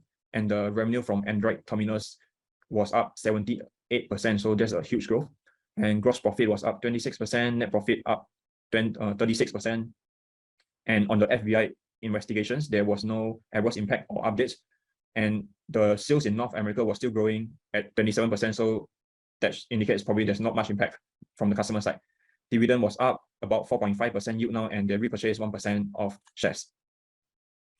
Bank OZK, as usual, growing its net interest income, this time by 10%. The pre-provision profit is up about 11%. Tangible book value has grown by 2.5% to $30 now, and it repurchased about 3% of shares in the last quarter. For iFAST, the asset under management administration was up about 1% year over year, but down 5% due to the markets coming down. And net revenue was up 13%, but that includes the revenue growth from newly acquired global bank. So excluding that, it's actually down 2%. OPEX was up 22%, excluding the acquisition. So they have a net loss of about 33 million. Net loss of 3 million. And that includes India's impairment. So excluding that and other things, the free cash flow, they're still generating free cash flow of 3 million, and they maintain their dividend and did very small amount of repurchases of 0.2%. So not much. On Hong Kong e-Passion project, it would start contributing earlier than what they expected. So from Q3 next year onwards. So that's good. I mean, these targets are based on Q4 operations, but now they are bringing it 1 quarter earlier. Next, before you go to Meta, one comment on iFAST, if I may. Yeah. See, there's one thing about iFAST that we like, is because iFAST is also making capital allocation experiments, and some of the capital allocation experiments did not go so well. Like, for example, India. Now they recently acquired a digital bank in UK. I mean, the jury is still out. However, the good thing about this is, and that's also a very important capital allocation trait, is that they don't bet their house when they're making a capital allocation decision. I mean, all these capital allocation decisions are small, so they're small experiments which is perfectly fine. This reminds me of an example for those who are familiar with some of the Indian multi-baggers. Pidilite is one of those. So Pidilite has been a major, it's one of those like pristine quality business, a major compounder, 100 bagger and much more. very high ROC. Now, they have had in the past some capital allocation missteps, but the very fact that, as a percentage of their total net worth, those were very small experiments, they came out without really even kind of noticing. So that's a very important thing that we need to keep in mind when we are analyzing capital allocation of businesses. Yep, that's a good point. So next on Meta, revenue was down 1% due to low advertising demand, but they're still spending a lot on R&D. So the OPEX was up 22%, which means net profit has come down by 36%. However, the duly active people and engagement are still pretty good, up about 4%, so that's good. And on capital allocation, it spent more than its entire free cash flow earned to buy back about 1% shares in the quarter, and there's 6% left authorization. And now they're just focusing on AI, building up the AI to reduce reliance on the Apple data issue, and then on metaverse and business messaging. So that's for the earnings updates. And so today we have covered quite a few topics in this meetup. And based on what we have presented so far, again, if you think we have talked about capital allocation quite a lot in this webinar, if you think capital allocation is an important factor in determining the quality of a business, let's type in the chat CA, capital allocation. Now that we have talked about it more throughout the different topics, see whether two people think it's important. And now to do a proper capital allocation analysis, we cannot just read 1 year's financial statements. As you can see what we've done, it needs an in-depth analysis of the last 10 years financials, reading the annual reports for different things. And that's a huge amount of work. And for our MRI subscribers, we have you all covered. So as we have mentioned, we have all the videos up there.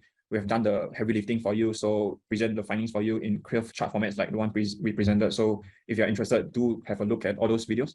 And if you would like to see what all we cover in MIS and also the kind of companies for which we do the capital allocation analysis, also type in the chat CA and let's see how many people are interested.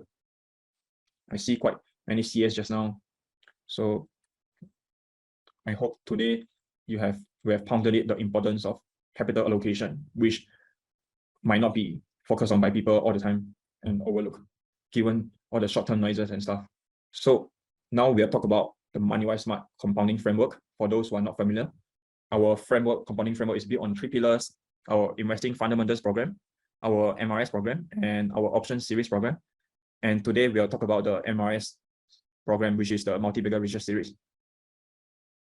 So the MRS is our research platform where we publish deep dive research into high quality businesses that can potentially become multi-baggers.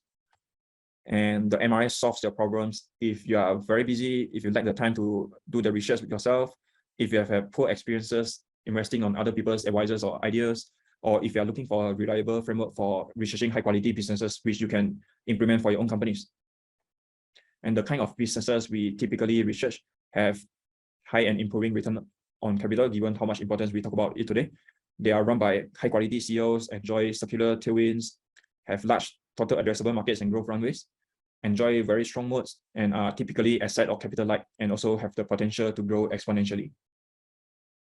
So we basically help you to take back full control of your investment portfolio and help you to avoid being unpleasantly surprised by some of the things that are not easy to discover. And now we do deep dive research, and possibly the most detailed you'll find anyway. And this our subscribers can vouch for. We do the deep dive research on your behalf and present all the facts and in an easy to consume format. Our research starts with reading many years, like past 10 years of annual reports. And we do not make investment recommendations, just to be clear. So just because we are covering a company, researching a company, that doesn't mean that it's a recommendation. And there are several companies, our subscribers know this, that we have researched, but we have come back saying that these companies are overvalued right now and we are in no rush. So we might enter into a position when the price significantly comes down after a few years of waiting. So again, we do not make recommendations. We are basically your research concierge who make your life easy by going and reading every bit of information that is out there and then making it easy for you to consume. So we like giving this example. If you still remember, like in school back then, there were typically these thick glasses wearing nerd who none of the cool guys and girls want to hang out with. But when the exam comes, then these kids will be in high demand because they will read everything and people know that. And so we are basically these thick spectacles wearing nerds. We just sit and read everything. Our favorite pastime is like sitting and analyzing various aspects of the business, like SBC, working capital changes, and that's what we do. And the MRS platform, for those of you who are unfamiliar, is hosted on Teachable. It has a growing library of over 200 videos. So every company that we research, we break it down into different modules. As you can see here, we publish bite-sized videos. Some are like 3 minutes, 5 minutes, 10, 15, or 20 minutes on different topics.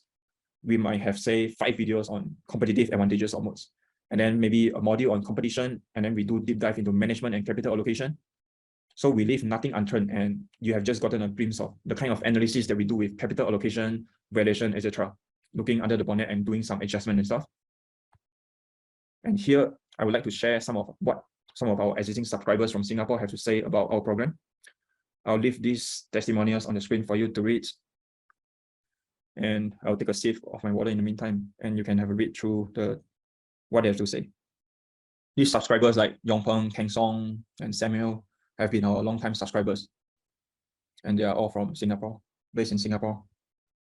And then for our MRS program, we also hold live meetups, Zoom meetups like the one we do today, to discuss the latest developments and updates of important topics about the companies covered under the MRS. And these meetups are not just run-of-the-mill meetups. You can see from the comments and reviews that our attendees have left us in the past. For each and every meetup, we have been getting almost like 5-star from almost everyone, all the attendees, just like what you see here in this snapshot. And now this is the lifetime value that we have packed in our multi-bagger research series. And we have actually made it consciously much cheaper than what professional research firms typically charge for professional level research that they sell to institutional clients, because our target customers are retail subscribers like you. So instead of selling our research piecemeal, we package it as an annual subscription. And this is the lifetime value that we have packed in. But as a philosophy, we like to offer disproportionate amount of value compared to the price we ask our subscribers to pay, just like value investing. And hence, instead of a lifetime package value of $9,000, we offer our MRS at a low price annual subscription of $399 per year. However, it gets better. So now we would like to show our commitment to action takers. And we know a lot of you have dropped everything to stay till the end of this webinar. So as our commitment, only during the duration of this webinar, for those of you who subscribe to the multi-bagger research series program during this session, instead of paying $399 for the first year, you will only pay $299 for the first year. And then from second year onwards, the normal subscription of $399 starts. So for lifetime value of $9,000, we are offering MRS now to you at an unbelievable first year price of just $299. And you'll be able to access all our current and past research, detailed research on companies, and the framework on how you can analyze the capital allocation of your companies. And I'll now, I see Rupam has already shared the sign up link in the chat that you can use to take advantage of this offer. And this offer is only valid during this webinar. It is going at $299 for the first year. And for those of you who subscribe, if you later on find that this program is not for you after you check it out, we have made it completely risk-free for you. So you have 3 days to evaluate our program. And if for whatever reason you think that this is not for you, or you don't like what you see, we offer a no question asked money back guarantee. So you just have to write to me or Rupam either on Facebook, WhatsApp, or email and ask for a refund. We'll just process immediately your refund. We won't ask any questions, no question asked. So that's our commitment to you.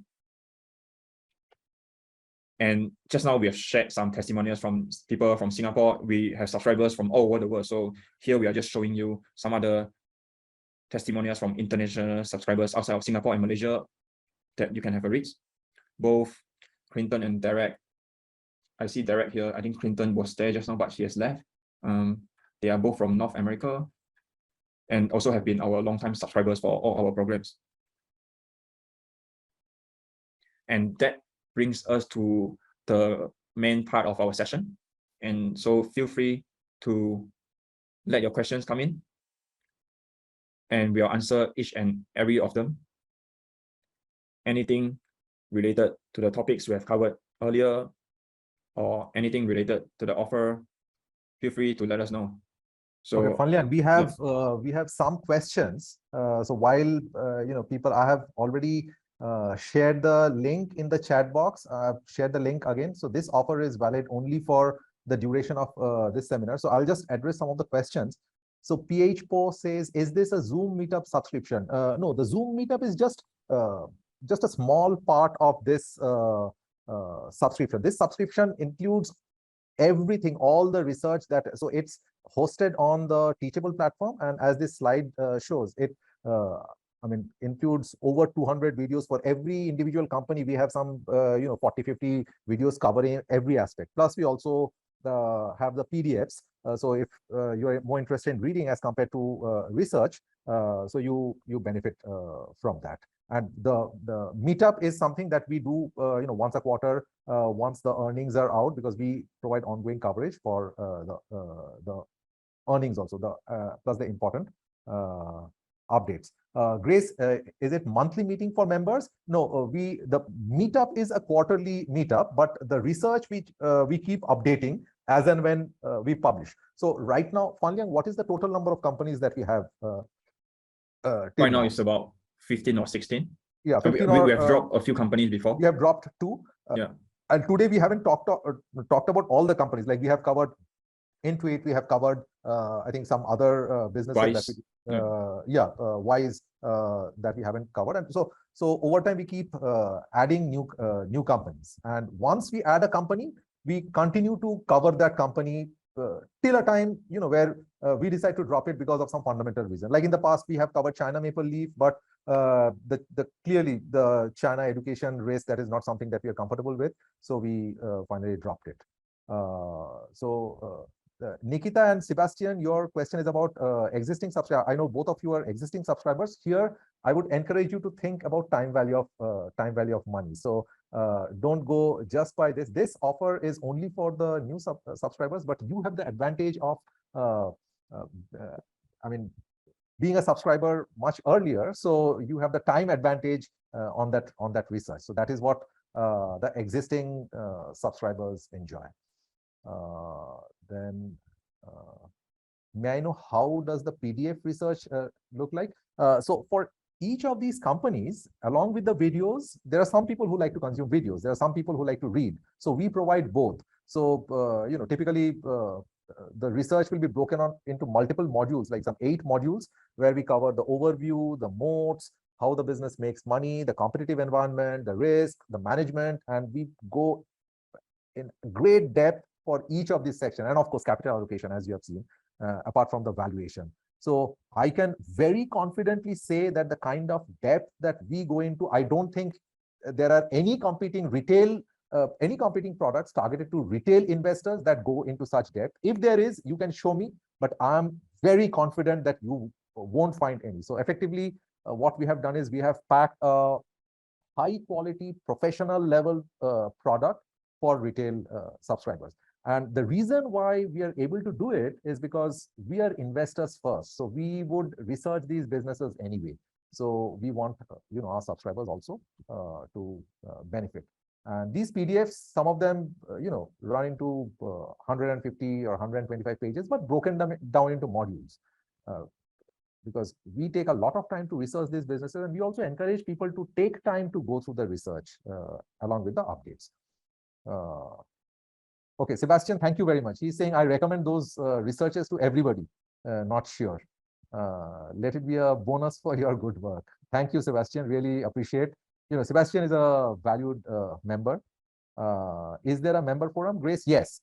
So we provide, again, there are a few things that I say very confidently, and because I know that is true.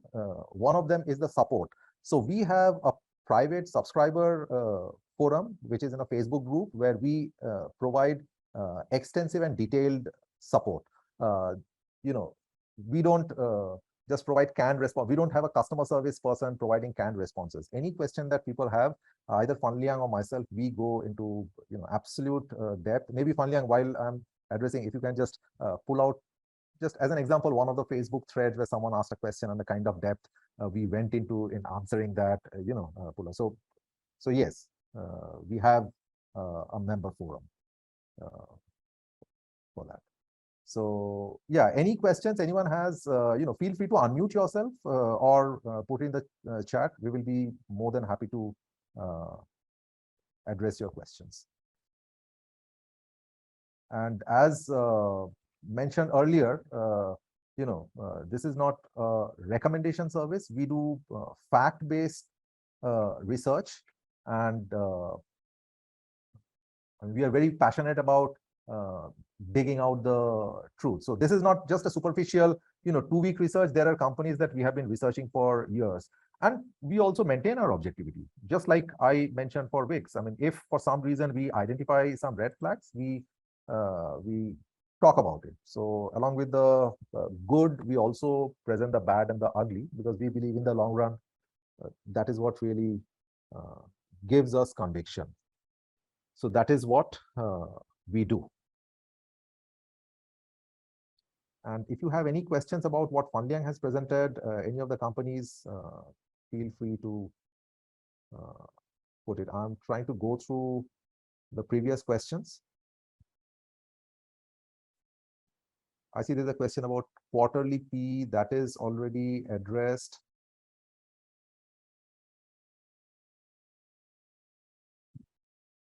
Yeah, in the meantime, can people see my browser? Yes, we can see your screen. Yeah, so like Grace, this is our members forum on Facebook. Like for example, Kang Yao has asked a question about Wix last time. So we are responding to them, giving the details. And like people, anyone can contribute. It's not, we are not dominating the whole, saying that we know everything, so everyone will put in their thoughts. And this is just one example. I'm just putting up one, and there are topics where many people has discussed extensively, given that we have been covering the same company for a long time, and everyone also do their own research. Grace, the subscription, this $299, $299 is the special offer. Our usual annual price is $399, that is in US dollar. PHPO says, can we request on any company research? Absolutely. We, in fact, invite all our subscribers to come up with ideas. For example, Evolution. It is one of our subscribers, Max, who gave us the idea, and then we researched it. So, having said that,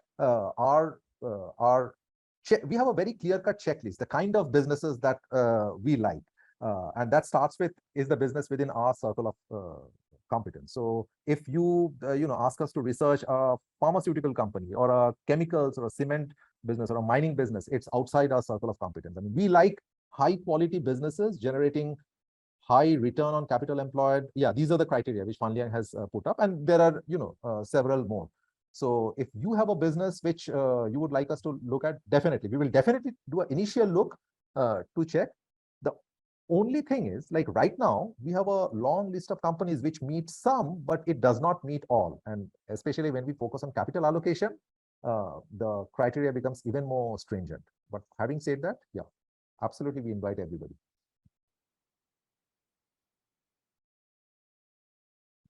Yep, the price is in US dollars, Grace.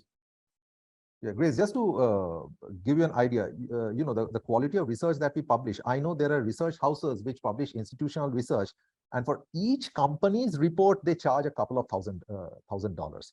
So instead of doing that, what we want to make, we don't do this for money. We want to make it attractive for retail investors, because we want everybody to have the right tools, the right analysis to be able to invest, and that's why we offer it at a very deep discount. But like everything else, our prices also are expected to go up in future.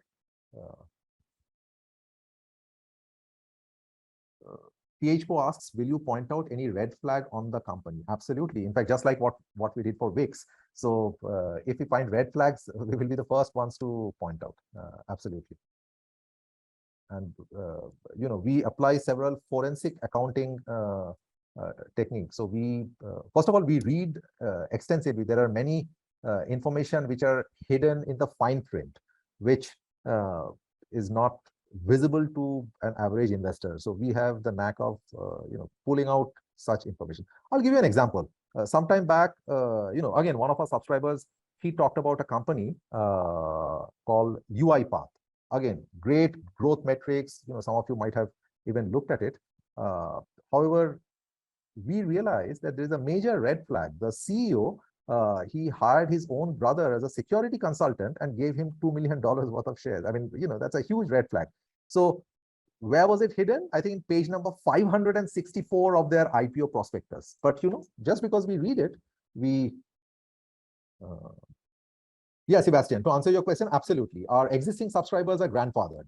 So once someone subscribes for $399, even when the price goes up to 999 or something higher, so your price will always remain at 399. That's the advantage of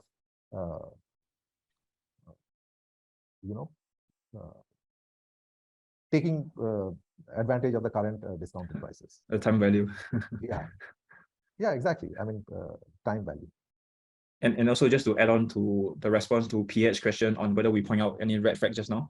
Also, like throughout this webinar, I think you have heard us saying there are certain companies where we still have uncertainties over their capital allocation, or on certain parts like Upwork, free cash flow is not generating yet. So there are things that we are monitoring over time. We don't know how it will turn out, but when we do get to know them, either good or bad, then we'll be updating our subscribers.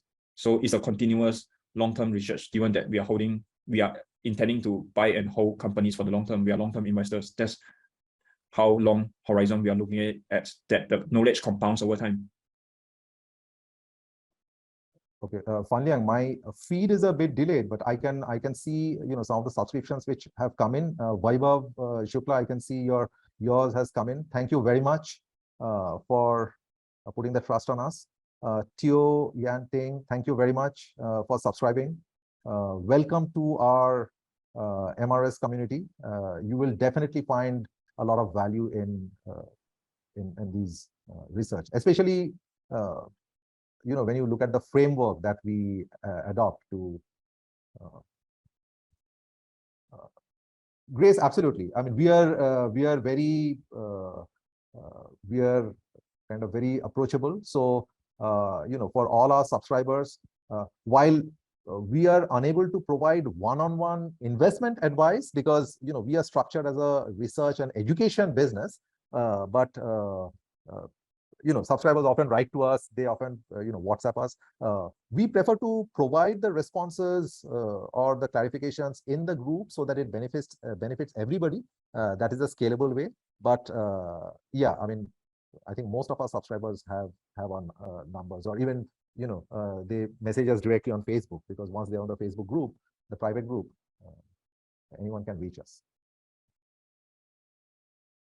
Okay, I don't see any other questions, so we've just crossed the 2-hour mark. So Fan Liang, if you have any other comments or anything else you want to add?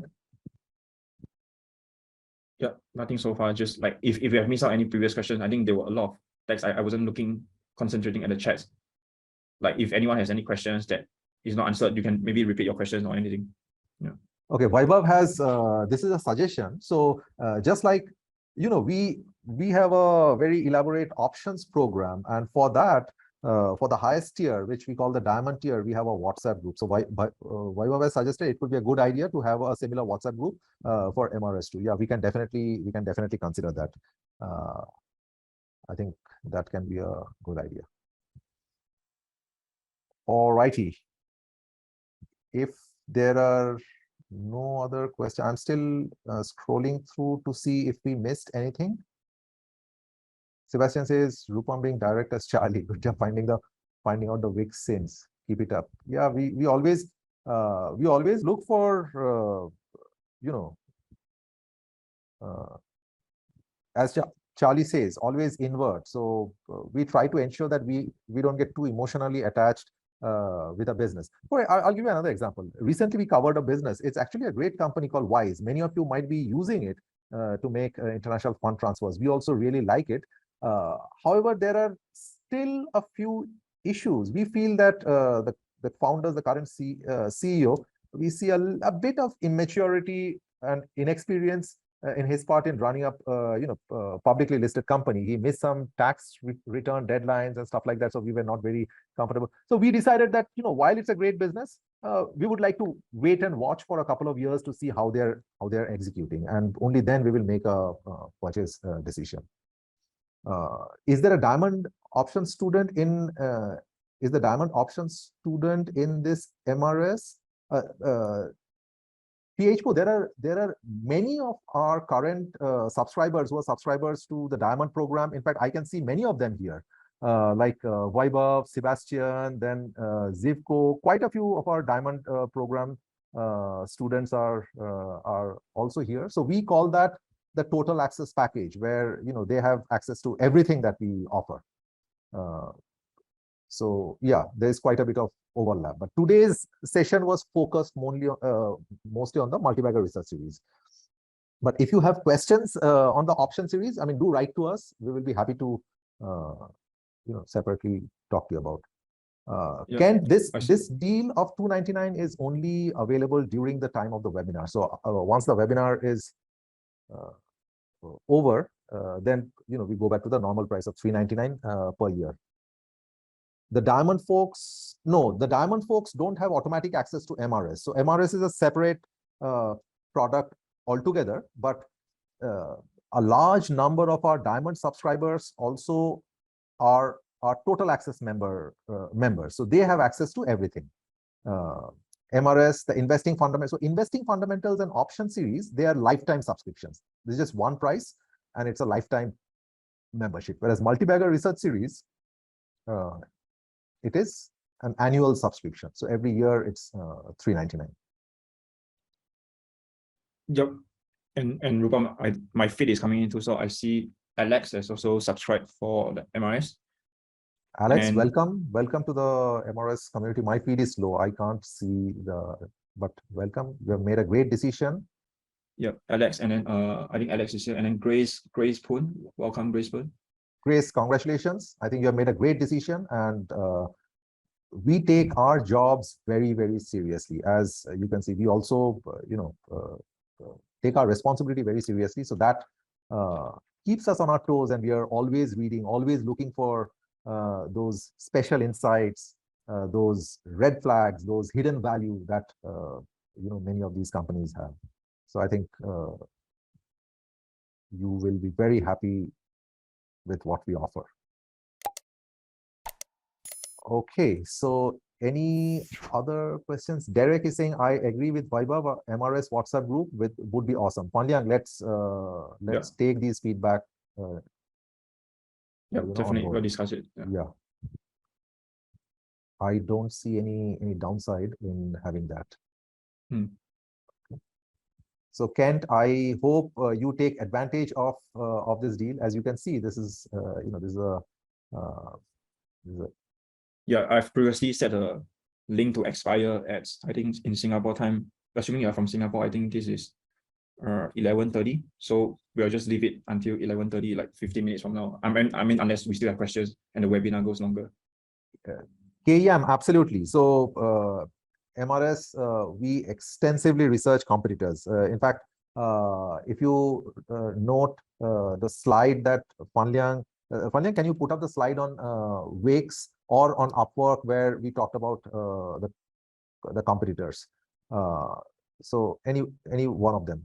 Yeah, KM, to answer your question, for example, so we have covered Wix, but you can see that we also have shared insights on competitors like GoDaddy or Squarespace. So to be able to research a business, it's very important to also know enough about competition. So we have even gone ahead and made competitive videos on Wix versus Squarespace, or even with Shopify. So recently we published a video where we compared between the capital allocation of Wix, Shopify, which are the other two, Panliang? GoDaddy and the fourth one? Squarespace. Yeah, Squarespace. So, yep, absolutely. And also, go ahead. Companies like, say, for example, Adyen, we have discussed their competitors in our detailed research, but many of them are not listed. And for example, like there's a pretty close competitor in the UK, checkout.com. They might list soon. So there are also companies where we have looked at competitors, they are private, we are just waiting for them. We are hoping that they actually go public so that we have more information to look at and compare and do benchmarking with. I mean, regarding how extensive it is, frankly speaking, we probably make it far too expensive. It's up to our subscribers to consume everything. We do it because, that's what Panliang and I, we do it full time. I mean, we like doing it. So, I mean, I doubt whether you'll find any retail focused product who consumes literally thousands and thousands of pages of prospectus and every year's annual reports, not only for our companies but for our competitors. So in terms of extensively covered, you won't find any comparable offering. And here I can also tell you, I mean, there is a very selfish reason for us to do it. I'm not bragging that, oh, even if we don't have a single new subscriber, we would still continue to do it because we ourselves invest our money, based on these research. So so we basically eat our own cooking. So it's in our interest that we are as thorough as possible. Yeah, and by us sharing our own research, it also forces us to crystallize our ideas and thoughts, and also open up to discussion from like the community members. Everyone has different expertise, and people will be able to contribute different thoughts, which makes us think about our investments more. Yep, exactly. So, Simin, you have a question. Does the research teach us how to calculate intrinsic value, ROE, FCF? Absolutely. So, Simin, I know you are a subscriber of our Investing Fundamentals program, where you learn the theory, and MRS actually shows you how to put it in practice. So, put the theory which we cover in the Investing Fundamentals program, how to put it in practice. So, we share the various valuation techniques. In some cases, we do a DCF. In some cases, we do reverse DCF. So absolutely. I mean, as much detail as you would imagine. We go into extensive amount of details. So that's exactly what you will find, putting things in practice. Because different types of companies have different need different ways of looking at it. Let's say, for example, a business like Upwork. Now, if you just look at Upwork's income statement, you'll see a negative income because they invest through their income statement. What it means is that they're investing for future growth through their R&D and sales and marketing, and those two put together, they invest more than 50% of their revenues.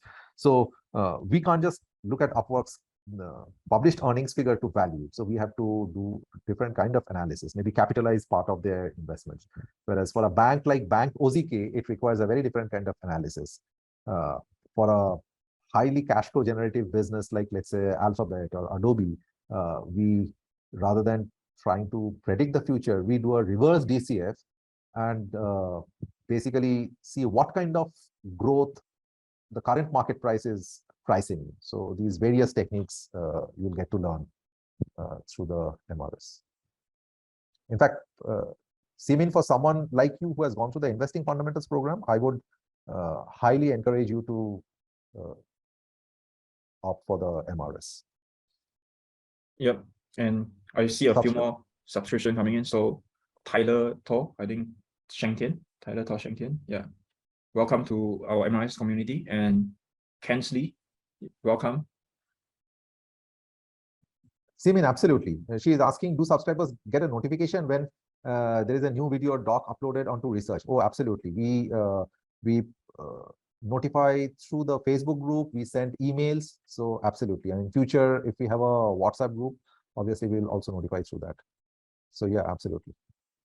I mean, we don't spam our subscribers. We only notify them when there is something of value. But yeah, there is, from time to time, we publish. Like, for example, right now, Adobe has just made a $20 billion acquisition. So that is definitely something that's material. So we will look out for more information. And once we analyze it, we will upload information in Teachable and also notify our subscribers. Okay, I can see Kentley and Tyler, your subscriptions have come in. So welcome to the community. You made a great decision. I think since we still have a bit of time, I think previously during the session, I saw an interesting comment. Sebastian, I think I see you are still here. You mentioned that you don't like the capital allocation of Adyen and Upwork. Like, do you want to discuss that now, or are you happy to discuss next time? Feel free to unmute if you're comfortable, or we can see what are your thoughts on that. I see, based on the graph.